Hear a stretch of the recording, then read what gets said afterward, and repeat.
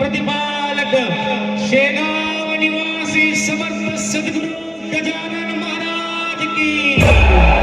आवाज कमी आला, जनसंख्येच्या मनाला आवाज कमी आला, अजून जरा द्यायचंय। सगळ्यांच्या हात वरती पाहिजे। कोण कोण गजानन बघतोय वरती? आनंद कोटी ब्रह्मांड नायक महाराजाधिराज योगीराज परब्रह्म सच्चिदानंद भक्त प्रतिपालक शेगाव निवासी समर्थ सद्गुरु गजानन महाराज की।